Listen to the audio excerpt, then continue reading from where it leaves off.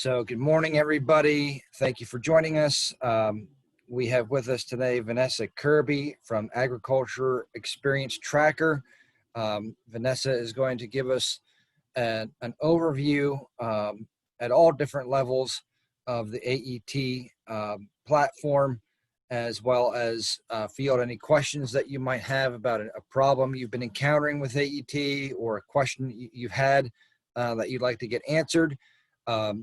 So Vanessa, if you'd like to go ahead and start sharing screen, I will pass the floor over to you, and then we will, and Vanessa, would you like participants to hold questions to the end, raise hand, and you'll field them as you go, or how would you like to handle that?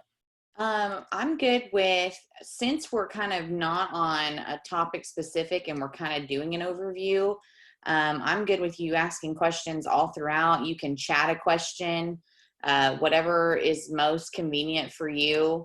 My overview is going to be on, I saw a lot of the questions this morning that you sent over, kind of managing accounts, what to do as a teacher when the school year gets started, some of those basic things. But even if you've been on AET for a while, it's sometimes good to just see those things to refresh yourself on an activating accounts, maybe how to do your roster. We're going to go over some of those things that are really imperative when you get started in the fall. Those are some of the things that you'll be doing getting back into school, whether you're going to be virtual or in person. These are kind of just maintenance things that you want to get taken care of at the beginning of the year. So we're going to go over those. I did see some questions regarding maybe some livestock entries, things like that. Those are a little more complex, but if you have a specific question, I can definitely try to help with those. Sometimes when we only have an hour, it becomes a little more difficult to get some of those advanced financial entry questions answered. But just remember, if you're a teacher and you have those questions, I know Carol's on here. She's obviously an AET guru in your state, so I know a lot of you work with her individually. But you also have our email that you can always reach out to. So if at the end of the hour today you feel like, man, I just didn't get that question answered in as depth as I wanted, please feel free to reach out via email. And if you have a specific student, we can look at that account. That's what I do all school year, and including in the summer, is just troubleshooting issues that you have as teachers with student accounts. Maybe you have an issue as a teacher. Students email us. So please don't feel like if you don't get your question, answered, especially on some of those that are more in depth, just, don't hesitate to reach out. That's what we're here for.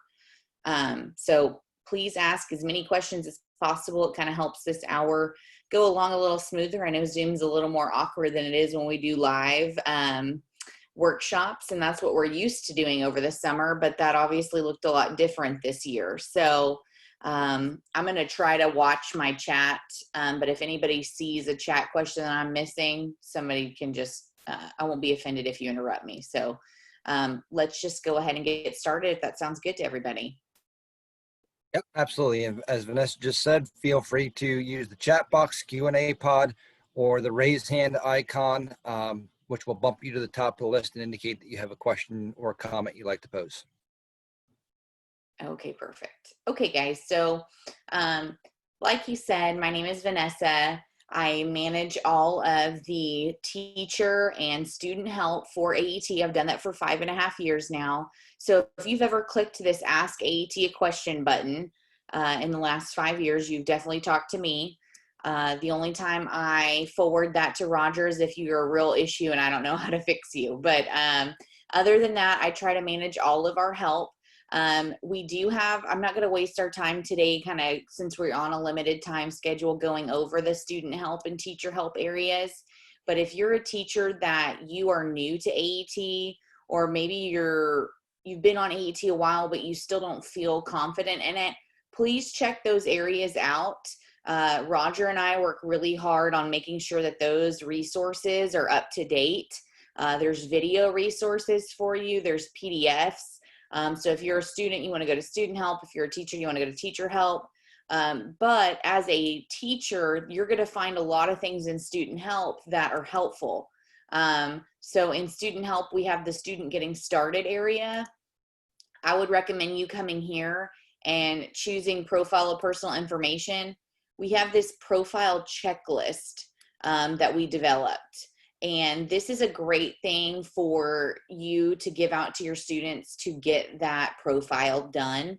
That's one of the main things you're going to want to get done in the fall when you get students on, whether they're returning this school year, they've already had an AET account, or if they're new students, like they're your 8th grade or 9th grade freshmen, green hand kids that are going to be on AET for the first time. The profile is extremely important because it feeds into so many different places. So aside from you can submit your membership from AET to FFA, and the profile is imperative for that, the profile becomes extremely important because that's what's filling out your FFA award cover pages. The profile information as far as phone numbers and emails go into the AET message center. So if you like to message your students and or parents from AET, it's kind of like a remind me system. It's set up through Amazon. That's included in your account, but you can't use it if you don't have any phone numbers, right? So those come from the profile, and that's what this checklist kind of helps students see exactly what they need to be doing in order to have a complete profile. We set it up this way as like a checklist because I know when I was in the classroom, I loved having daily grades that were easy for me to just enter. This would be an easy 100, you did it, 0, you didn't do it, right? So this is something that you can kind of print off, you can share on your Google Classroom, just kind of depending on how you're going back this fall. But definitely something that I think is helpful just so the students can see, oh, okay, these are all the boxes my teacher wants me to get done, okay?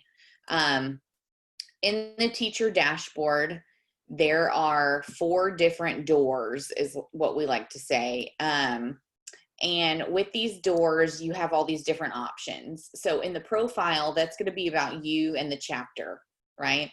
The door for accounts is all about your students. The tracker is going to be all of the tools that you have for your chapter. So your POA, your strategic plan, your meeting manager, your budget tracker. So all of your chapter tools are in the tracker, as well as your teacher journal. So for those of you that utilize that option, or maybe you haven't because you don't really know what it is, the teacher journal is an amazing tool for you to document all of the hours that you are putting in outside of the classroom, because as we know, teaching ag, we put in so many hours that are not from 8 to 4. Weekends, holidays, spring break, summer, right? A lot of you maybe have an extended contract that you have to document what you're doing to fight for that extended contract. The teacher journal and AET is a great resource for you to document all of that on. And I want to show you that today before we get off, because I want to show you the mobile version of that. So the mobile version of AET has a few key pieces for a teacher and or student that I think is super easy to use on your cell phone and more likely for you to use it if you're not having to sit in front of your computer. So I want to show you how to utilize that on your phone. So that way you can take 5 seconds, document what you're doing, and then it's all going to feed into this beautiful report that you can print off for your CTE director, principal, whoever you kind of report to show how many hours, how many students you're engaging, things like that. So we will take a look at that before we get off today for sure. And then the reports tab is going to be basically all of the data, whether you're a student or teacher, all of the data that you enter into AET is going to flow into this reports area.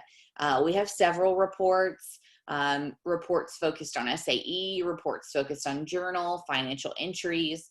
Under the program teacher report option, there's tons of things too, like your POA, your teacher journal, your activity participation, which goes to your POA, which I don't know if we'll get tons of time to talk about today. But the other thing I wanted to share, though, since some of you are on Zoom, is over the stint of COVID, I started a weekly Zoom recording session. And in our teacher help area, we have this professional development section. If you go to these trainings, these are all of, and they're about an hour long. These are all of the recordings that I did during COVID to try to help teachers that had questions. These are the topics in parentheses. So if you see a topic that maybe would interest you, you can definitely click on that and watch that recording. Like I said, none of them are longer than an hour. And then some of the ones that we've done, like for Illinois, we already have done some workshops this summer specific to their state. We shared those here as well. So there's tons of resources. All of these Zoom recordings are brand new from this spring. And then all of the resources that we have in teacher help and student help. So I hope that between us being here to support you via email, y'all having KRLFA in your state, and then all of those help resources, I hope you don't ever feel like you're beating your head up against a wall when it comes to using AET, filling out award applications, using the AET record book. So definitely, if you're new, we hope that you feel comfortable to reach out to somebody to get some help, because that's what we're here for. Okay. So in the profile, that's kind of where we're going to start. Profile is extremely important, even for you as a teacher. So as a teacher, you want to make sure you're going to this maintain your teacher list and make sure this is up to date. Make sure only active teachers are listed here.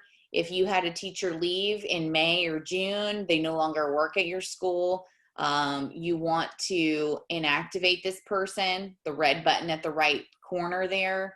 If you are a new teacher, you don't see yourself listed, or you have a new teacher in your program, you're going to click add a new person. All you need is their first and last name with their email. So this information feeds into Judging Card. And then it also feeds into all of the cover pages for your awards, like the American degree. So you don't want to have anybody listed here that is not an active advisor. As of right now, the way that it has been for several years in AET, you all share one login. So if you have 5 teachers in your program, 2 teachers in your program, it doesn't matter. You're all going to have the same chapter login. However, what we're working on in AET now is getting teachers individual logins. We're not ready to release that at this time, but that is something we've been diligently working on over the summer. So we hope in the near future to release the option for every teacher to have their own login versus one chapter having one login. So for those of you that are in multiple teacher programs, I hope that's something that y'all would appreciate. It'll make it easier as far as identifying who made what changes, things like that. We've had issues in the past where, you know, teachers would like their own login. They don't want to share a login with 4 other teachers that are in their program. So that's kind of the road we're headed down. We're just not ready to release it quite yet. But again, the profile, tons of information here. You'll see your school name, your address. All of this stuff is extremely important because it feeds into your cover page of your FFA awards. So if you were to leave this address blank or one of these phone numbers wasn't filled out, every single student that does an application will get an error, and there's nothing they can do about it because they can't update it. Only you as a teacher can. So I would just make sure that this is accurate, make sure this phone number is accurate. Sometimes National FFA actually uses our profile data to get in touch with you. So please make sure that all of your stuff is up to date. The other thing I recommend on your information as a teacher, you're going to see primary email. Usually all teachers will put their school email here. If you have a secondary email like a Gmail, an Outlook, a Yahoo, I would recommend listing it. The only reason being, if I've ever reached out to teachers needing something and their school email has blocked our email, and I get a blocked message, I will attempt to contact your secondary email. So if you have one, please list it. It's not the go-to email that we're going to use, but if for any reason we have any issues with your current primary email, we'll go to that secondary. And a lot of teachers just kind of leave that blank, and I get it. It's your personal email. You may not want to share it, but if you are comfortable, I definitely recommend it. So that way we have multiple ways to get a hold of you, as well as your phone number. Your cell phone, some teachers don't feel comfortable listing it. I recommend you listing it. It's a way for people to get in touch with you. However, if you don't want it on the directory on judging card, we totally understand. Just know if you list a school phone number, try to list an extension. I know sometimes teachers call me from a school and I have to call back, and then it takes forever to just get to their ag shop phone, either through an extension list or the secretary not knowing who they need to transfer me to. So it's always helpful if we have that number that I can get in direct contact with you. So if you're comfortable, definitely update that. In the profile, we also have courses. This is one of the most important things in AET as a teacher that you can do. If you do not set up courses in your AET profile as a teacher, students will go to enroll in courses and they'll see nothing. So it only takes a few minutes to set these up. I would recommend doing them now before you have kids getting into school in the next couple weeks, so that way you're done. You'll see like your past years will be listed here. So 2019, 2020. If I'm teaching the exact same schedule, I can use this copy button over to the far right, and that will literally take all the information from the setup of these courses, and all I have to do is change the date. You see here how I have designated second period, third period. If you're teaching animal systems again, but maybe it's not second period, you can still use the copy option. You can decide what teacher's teaching it. You can change these dates. So I'm going to change mine to 2020. That wouldn't make any sense. 8/15 of 2020. And then 6/1 of 2021. And then over here, I can say, oh, I'm actually not teaching it second period this year. I'm teaching it fifth period, and hit save. So now for the 2020-2021, that's a mouthful to say, school year, I have this course set up already. So do you see how 2020-2021 wasn't showing there a second ago? That's because you have to have a course set up for that year in order for the year to show. The system is smart enough to know that if I'm choosing a fall 2020 date and a spring summer 2021 date, that it's going to be this school year. Okay. But use this little arrow on the left-hand side to look at your past school years. And if you need to set up a course, say you're a teacher new to your program and you have a junior that's working on courses, trying to update their records, right? Well, you didn't teach in their freshman year, but the teacher that was there before you didn't utilize AET, so they don't have any courses set up. These kids are not enrolled. So you as the new teacher, you're going to have to come in here and click new course. You'll select yourself. This is acceptable at national FFA and your state FFA levels in all states. You'll select the date so you can backdate. So if I need to go 8/15 of 2018, I can do that for the 2018-2019 year. If you don't know the exact course that was taught, you can call this general ag. Okay, general ag for that school year. Okay, and every kid that took ag that year, you can verify it easily with your counselor at the school, but you can basically have them enroll in this general ag course. Now, some teachers will get the schedule from 2 years ago from the counselor, and they'll enter the exact courses. It's totally up to you. It's just preference. There's no right or wrong way. Obviously, the general ag way is a quick, easy way for you to have one course that all kids enter. But if you want them to be a little more specific and organized, you can definitely add all courses from previous years by getting that schedule from your counseling center, and you can get those added. But again, totally up to you. That's the same thing that you would use not only for kids that are catching up records that don't have updated courses, that's what you would use also for kids that are transferring to you. So if you had a kid that transferred in their sophomore year, junior year, senior year, and they could even possibly have an AET account that we transfer to you, but maybe they didn't have their courses. That's the general ag. You're going to set that up and have them enroll in that just to make sure that their first day of ag is accurate. Remember, their first day in ag is going to be their beginning date for all of their award applications. So if you do not have their courses set up as a teacher, they're not enrolled as a student, they're going to go to their award apps and it's going to have a blank beginning date, which what's going to cause to happen in that situation is on the basic setup page, it's going to look like, oh, it's just a blank, I can type it in. Well, it's not going to allow you to type it in. And when you don't have a beginning date, it doesn't allow any records to flow over because there's not an appropriate date range set. Okay, so you have to have a beginning and an end date on those basic setup pages of those applications in order for information to flow over. So that's again why courses are so important. Now, we get teachers asking on courses, like I teach 3 sections of animal systems, right? You can just set up 1 animal systems if you'd like and have all 3 periods enroll in that. However, if you want to use the grading tools, the messaging center, things like that, in AET, I would definitely recommend you setting up them by period, so that way you can look at them that way. In the message center, you can actually message your class. If you don't have them organized by class period, then you're going to have to send a message to all kids in that whole like 3 period stint. Okay. So definitely organize them if you feel like you're going to use those tools. Okay.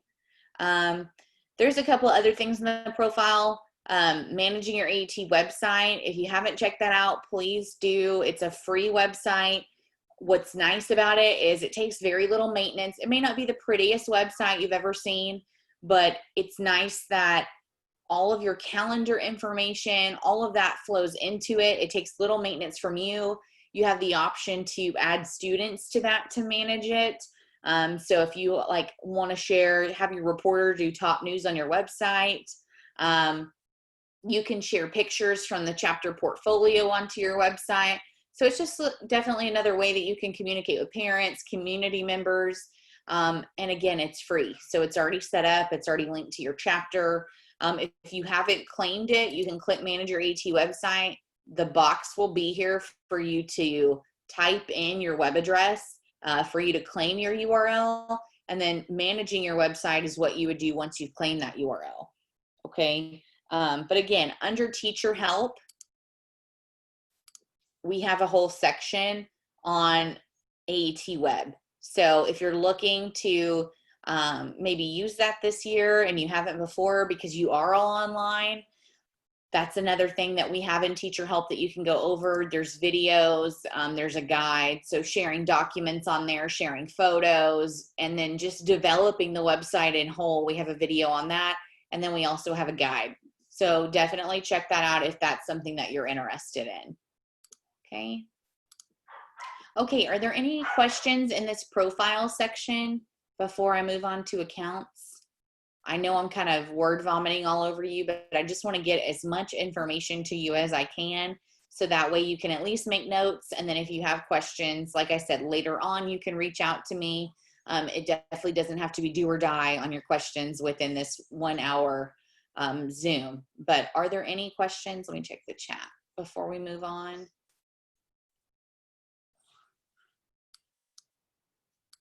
Okay.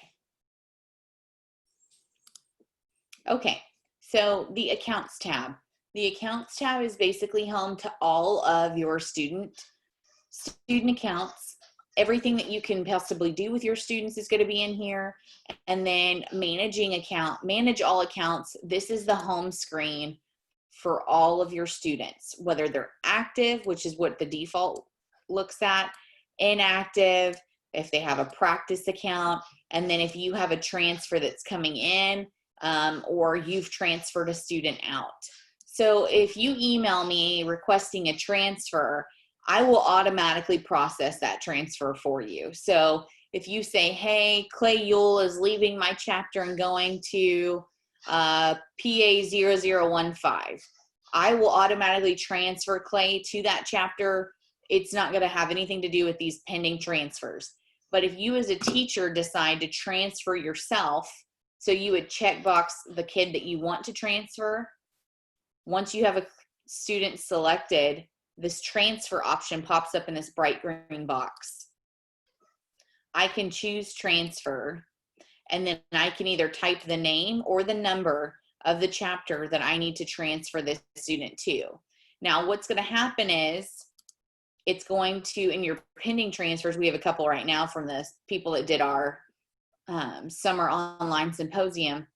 It's going to show that they are pending because this chapter has not accepted these kids.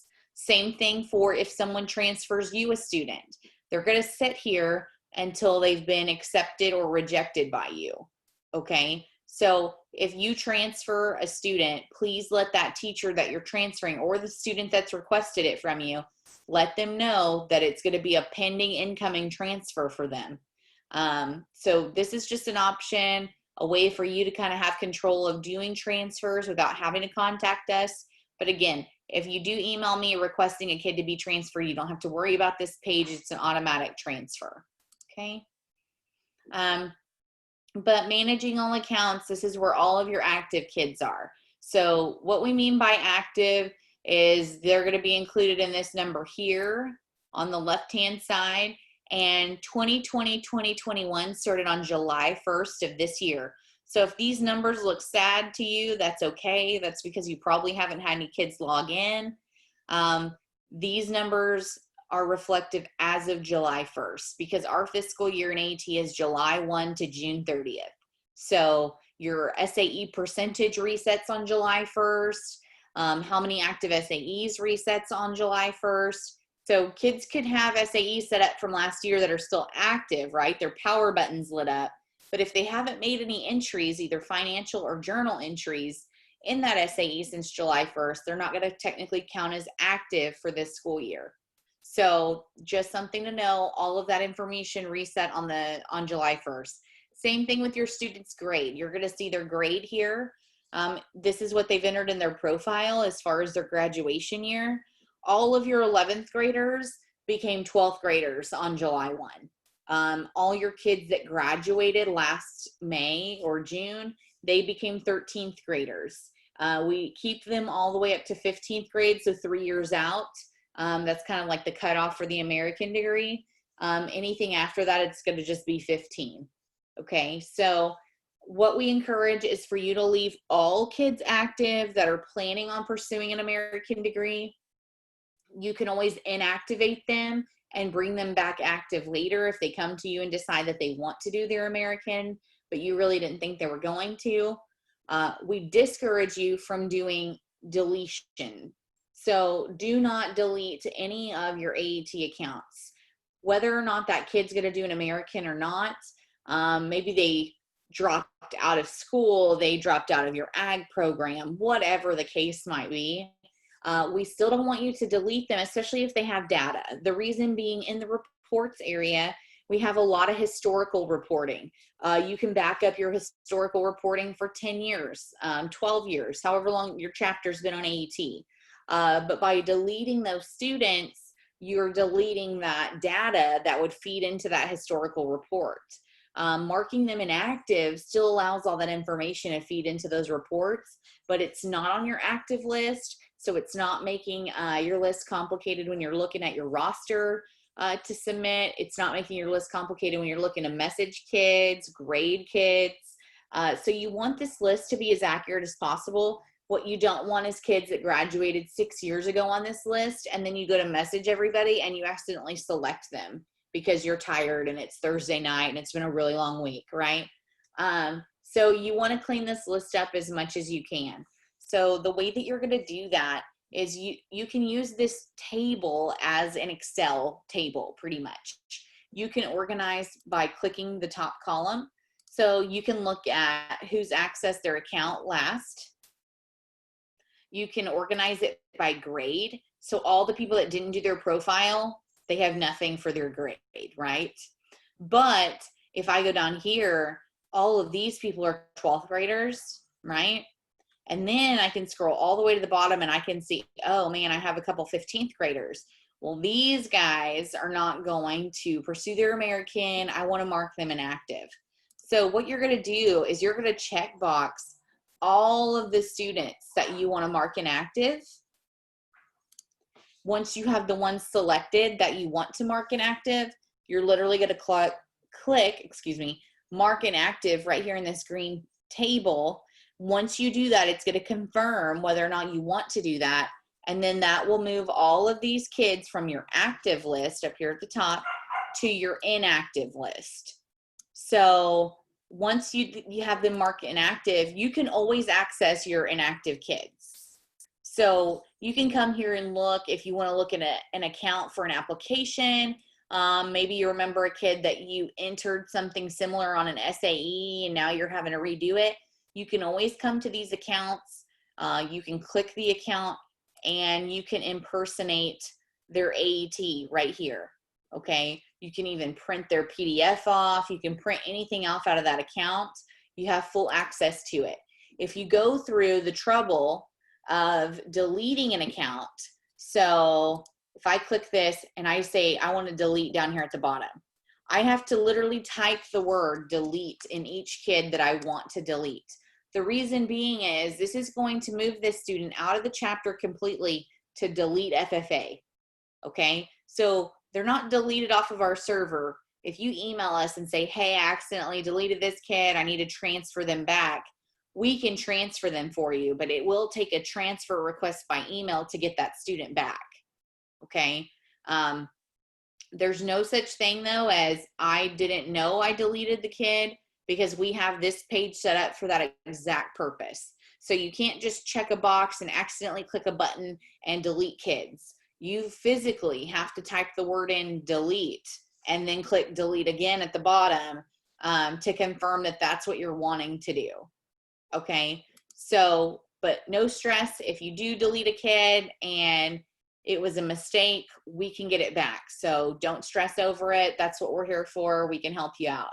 But this list is your main ledger of kids for your whole AET roster. So make sure that this is up to date, because what you don't want to do is in the accounts tab, come over to the roster helper page, which is option 7 if you're following along with me. When we get to this roster page, we don't want to see a bunch of kids that we wouldn't submit for membership this year because they graduated 5 years ago, right? We want to see kids that are active, current kids that I need to submit membership on. Remember, you still have to submit membership every year on those kids that are applying for an American degree. They have to have active FFA membership. So if you have a kid that just graduated, you don't know if they're doing their American this year or next year, I would still submit them this year for membership just to be safe. This is how you can submit your membership from AET to National FFA. So what's nice about this page, all of these green boxes here, these are students that came in, logged in to their account. You gave them their login. Does anybody know what the default login is for AET on a student account?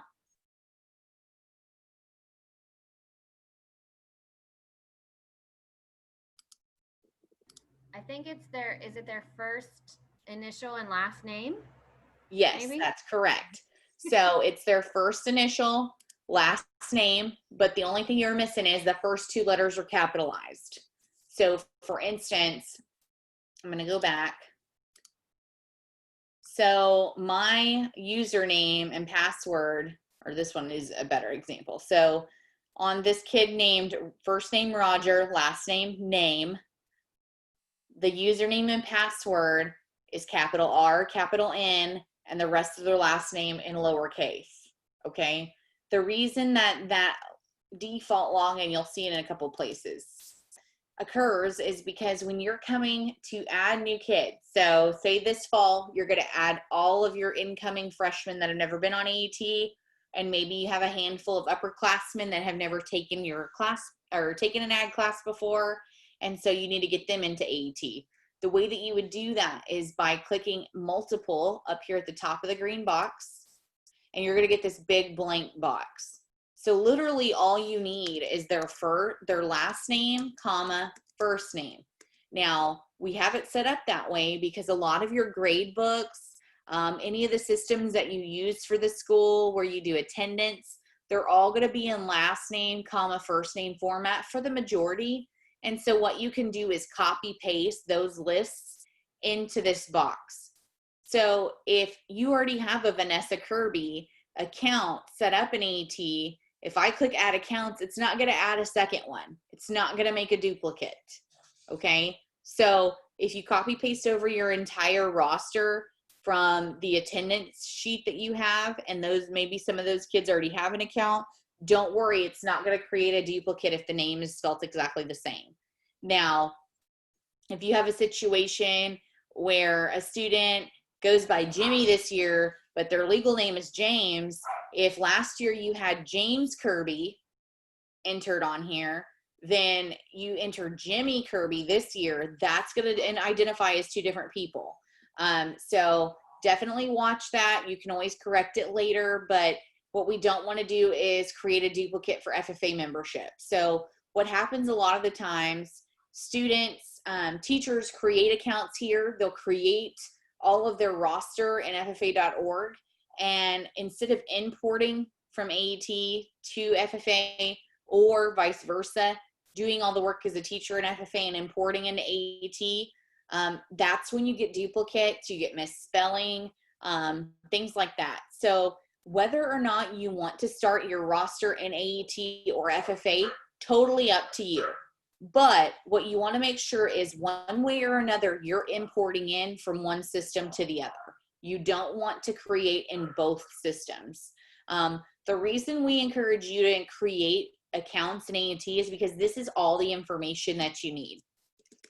Okay, so I could create all of these kids in a matter of 5 seconds, right? Because all I need is their last name and first name. I just heard a chime. Does that mean that somebody has a question?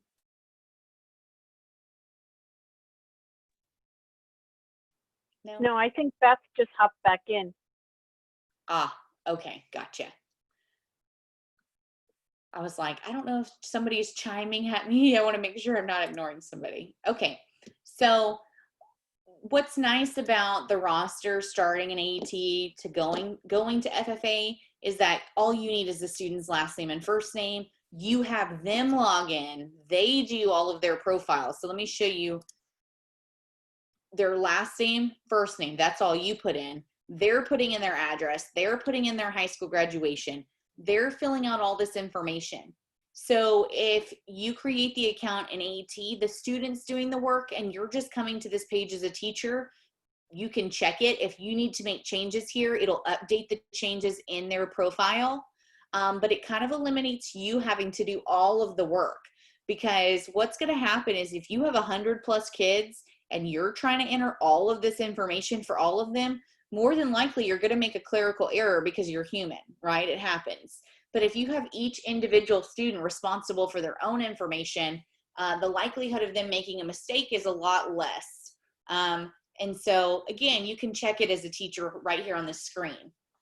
But we think it kind of takes the busy work out of the roster for you as a teacher, since you have so much to do. And this kind of puts the responsibility on the student to get their own profile completed. We have a lot of teachers that use this as a grade as well. So they'll give them, a certain date that they have to have the profile done by. And if it's not done, then that grade that's showing the 69, 46, that's the grade that they get and for their daily grade, because they didn't get their profile completed. Every state is different. The test account I'm in right now is linked up to Texas. But what is required for your state for FFA membership can vary. So we do have that customized in every account to whatever state you're linked to. But once you have kids that are at 100%, so they're highlighted in green all the way across, that means they're ready to be submitted. A kid that is not highlighted in green, you'll see like this kid, Samuel, does not have a box, because we can't push him without having all of the stuff that's required by FFA for membership. So before, FFA would accept kids with membership that had incomplete information.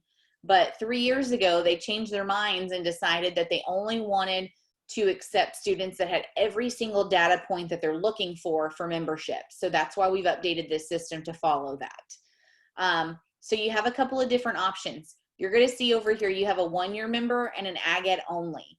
I encourage you, for those kids that do not pay FFA dues, so if you're not affiliate, you collect dues from every single kid, still mark them as AgEd only. The reason being, they'll still get resources, they'll get access to FFA.org.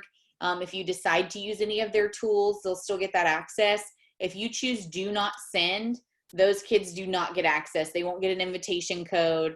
AgEd only is 100% free. You're not paying for those kids. And then obviously your 1-year membership, you're going to be paying dues on those kids. Okay.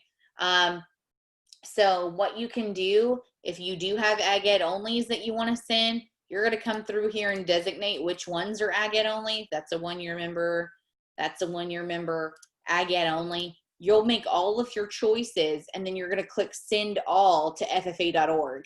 And these different membership types will follow those kids.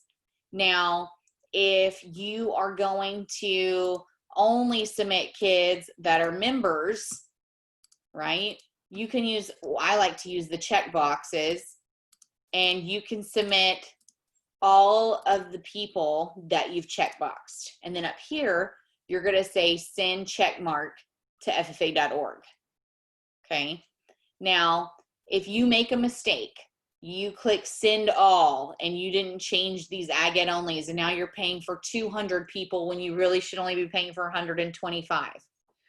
Go to FFA.org, delete your roster out. Once you delete your roster completely in FFA.org, email me, and then you don't see this button, but I have this reset button here, and I can reset this page for you to start over, but you have to delete your roster entirely in FFA.org.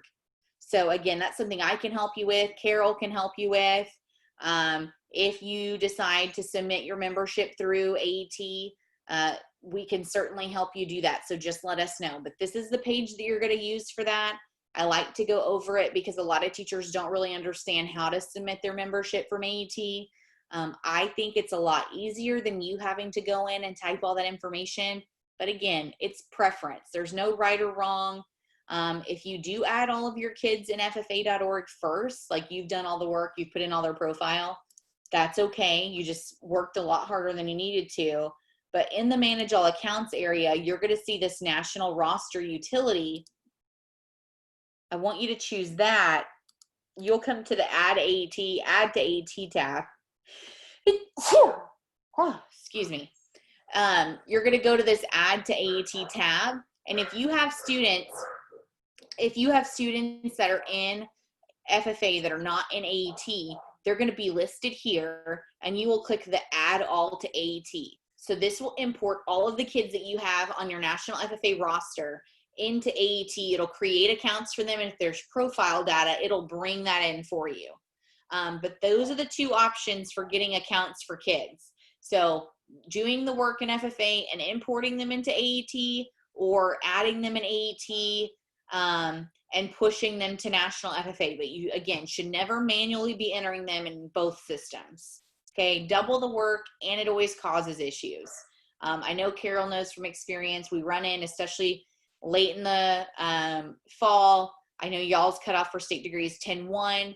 You get to the fall and you start having all these issues with FFA membership, and FFA IDs aren't populating, or the membership history is not correct. A lot of those just stem to the setup of the account and duplicates being created and things like that. So if you want to make it easier on yourself, just make sure that you are using those import options.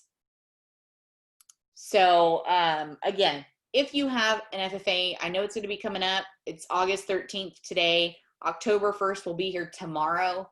That's how fast it's going to go, especially with all the changes we're all having to go through with COVID and things like that. So if you get to a spot where you do have an issue with an FFA membership, you can always email membership@ffa.org. They'll help you. But I can also help you, especially if you're using AET. So if you're doing an application, you see an issue, email Carol or I, and we can help you out as well. Usually I only loop in membership services with National FFA if it's just something that I need them to help me do on a clerical side.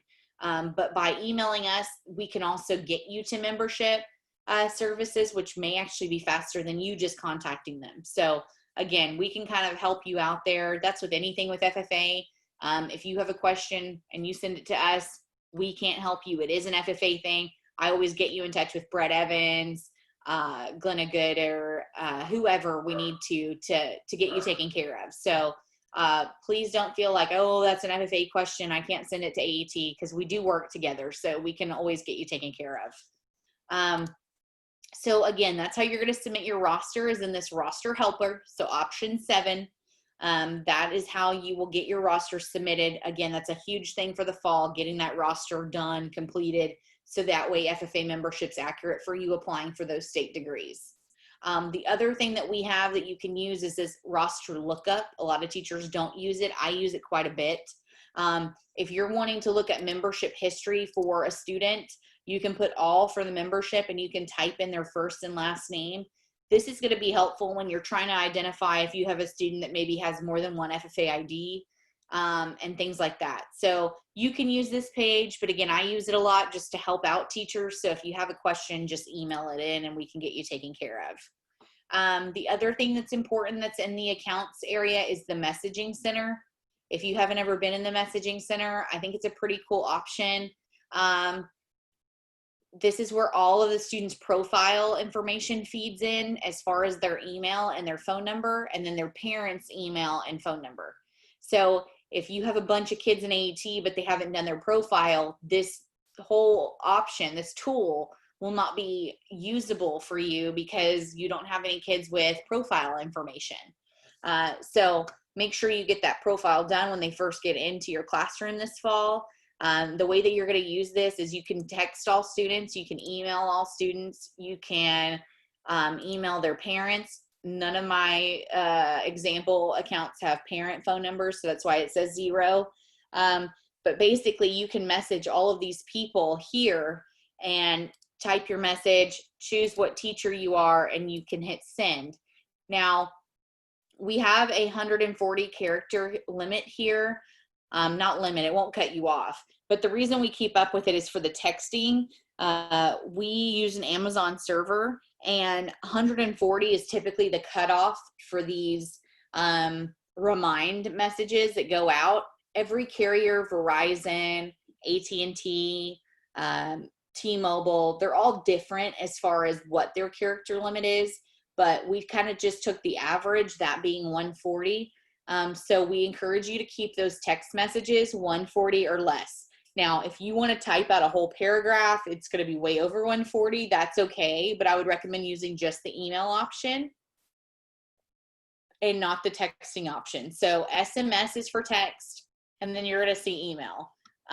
But try not to go over that 140 because it's more than likely going to cut off. Yes, Carol, that's a good comment. So Carol's saying that a lot of times you can link up an FFA ID or have an issue by clicking the button, and I'll show you what she's talking about there for those of you that are looking at that chat. So again, this is the messaging center. Really cool. If you've sent messages in the past, you can review old messages. It'll have who you sent it to, what time you sent it, and what message you had. So this is nice for you to have for kind of paperwork purposes. If you have parents claiming that their student wasn't told about something, you can always show who received the message, when you sent it out, and what the message said.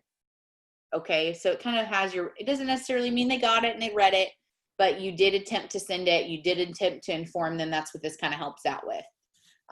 Going back to what Carol's talking about, on the accounts tab, under the roster helper, there's this button that says look up FFA IDs. So if you click that button, that is going to force a manual sync between National FFA's roster and AET.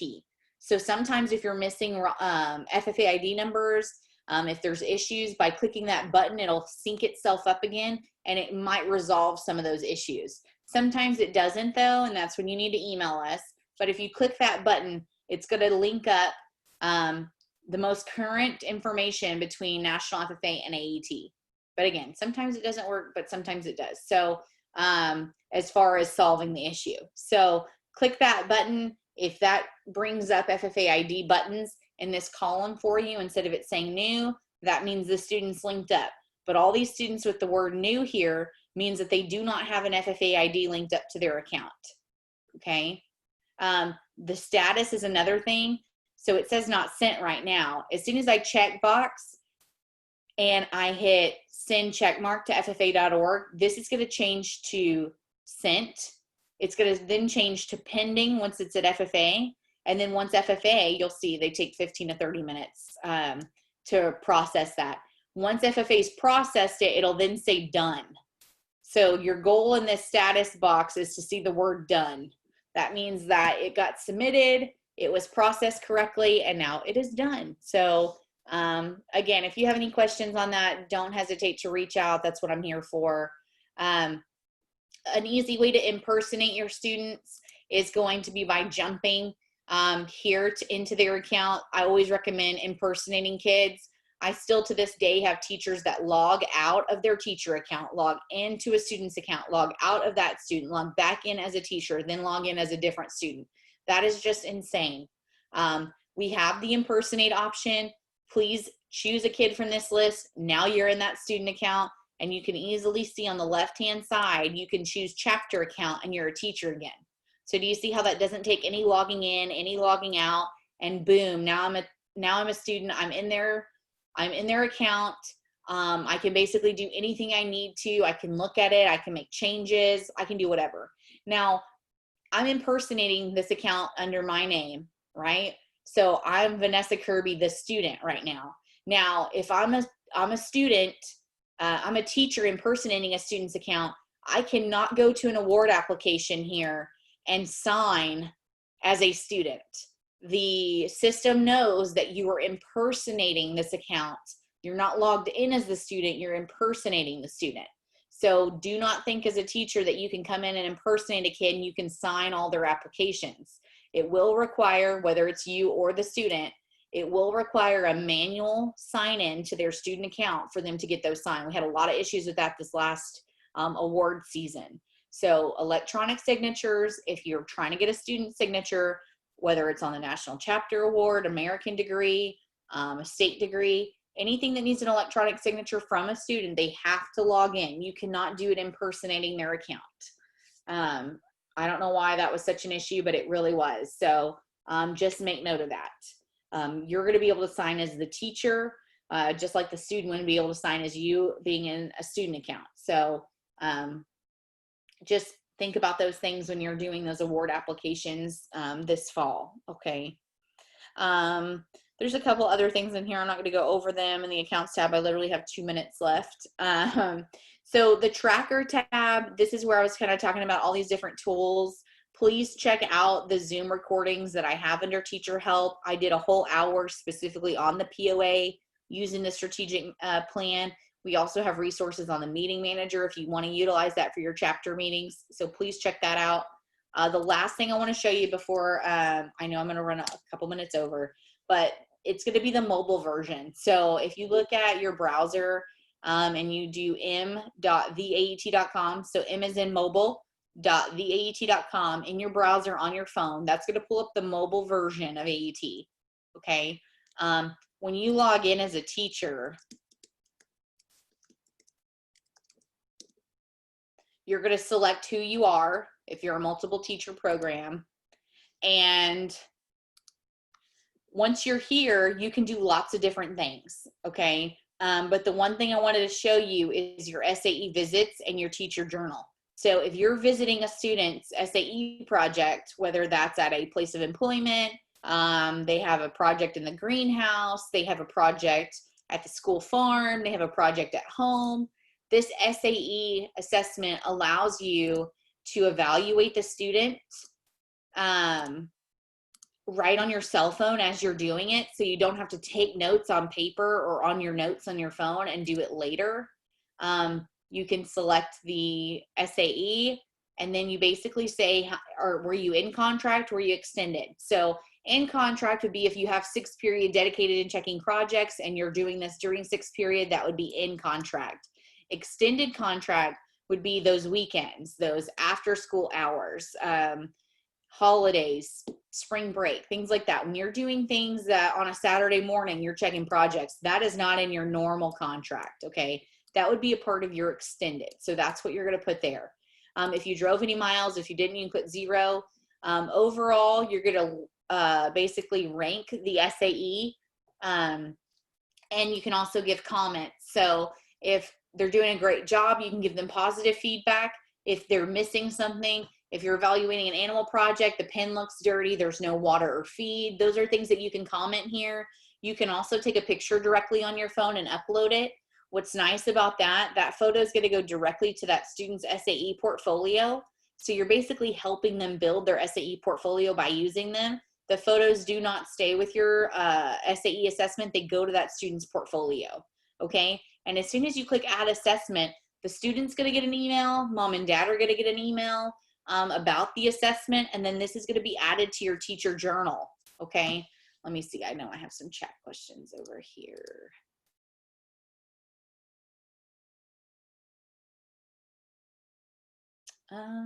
That's a good question. So the question from Holly is, can AET timestamp journal entries, specifically classroom at this time? The report only has a date. That's something I can definitely talk to Roger and Clay about. It's never been something that's been needed, but now with everything going virtual and things like that, let me see. I don't know if it would be difficult or not to add a time, but that's something that I can definitely ask and see if that's something that we can do, Holly. If you'll follow up with me on an email on that so I don't forget, I would really appreciate it. I'm going to put my email here. You can always click ask AET a question, but this is my email. I just went ahead and put it in the chat box. So anybody that has any questions, info@theaet.com, Vanessa@theaet.com, that'll all come to the same place. So whichever one you can remember best. Same email, same area, okay? So again, this is the assessment. You always click the AET in the top corner here to get back to the home page. And again, you'd be doing this with your finger on your phone. I'm just showing you on the desktop. And the last thing I want to show you is just the journal. This is a way for you as a teacher to keep up with what you're doing. You'll see all the different options that we have. So if you're especially at a distance, maybe you're working from home, you're having to do Google Classroom. That's what my husband had to do. He's a high school teacher in the spring. Classroom activities is the option you're going to want to choose to document all the time you're putting in, maybe grading, calling parents, whatever you're having to do for that. And then we have all these different things like your FFA chapter management, all the practices that you have, any competitions that you go to, conventions. Again, this is all your out of, contract hours. SAE visit is a type, but we just looked at how to do an SAE visit. SAE management. So if you're having to go pick stuff up, you're having to maybe go get supplies, things like that. Again, greenhouse, livestock, school, farm is a popular one just because you as a teacher usually have to do a lot of maintenance with those entities. And again, we have professional development, chapter recruitment. So if you go to any alumni functions, for your chapter. So these are just all the different things that you could possibly be doing. And then for those of you that maybe have something else, we have the other programs option. But this is a good way for you to document everything you're doing. It'll take you 5 seconds to do it on your phone. And then at the end of the year or whenever, you'll actually be able to go to the reports tab. As a teacher, you'll go to program teacher reports and you're going to see the teacher journal report. Okay. So this shows all the assessments that you've completed.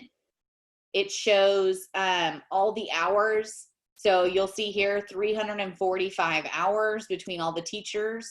Outside hours, 20 inside, 268 miles traveled. Again, you can kind of do the start and end date here. So I hope this is something that you'll use. We've had a lot of teachers say that this has helped them either get an extended contract, it's helped them get a school vehicle, like a pickup. So we know how much you do, you know how much you do, but administrators that are not there do not know what you're doing. Documentation is your best friend. So we hope that you use this tool to kind of fight for yourself on paper. And this kind of, if you'll see here, generates into a PDF that you can turn in, and you'll see this PDF is 41 pages. So it basically lists out in a summary all the things that you did for the year. And I think that's pretty cool. It's pretty powerful. So definitely check that out. If you have any questions, let me know. Are there any questions today before we go? I know I'm already kind of over my time.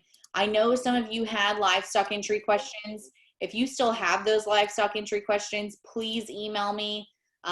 There's just no way to get to all of that today within an hour. So please email me those questions that you had. I know there's like a few of you that had general questions, but if you have a specific question, please reach out to me. I don't want you to feel like you weren't heard today in the meeting. So I definitely want to get you taken care of. But I appreciate you listening to me for the last hour. I know that it's a lot of information. And for those of you that are new, it may seem a little overwhelming, but AET is one of the most user-friendly sites out there. It's just a matter of getting in, practicing it, and you will get better at it. Looking at it right now as just a viewer, it kind of might look overwhelming. But once you get in, you have students to work with, you have SAE examples, it does become easier, and navigating it won't be as difficult. But again, that's what Carol's here for, I'm here for. So if you do have navigation questions or anything like that, just let us know. But I'm going to give the floor back to your host here. Okay. All right, Jonathan. Thank you very much for that, Vanessa. I apologize. Did you catch Holly's question in chat box there about time stamping journal entries? Yes, I did. Okay. Yep. Perfect. Okay. Thank you once again. Does anybody have any final parting questions for Vanessa?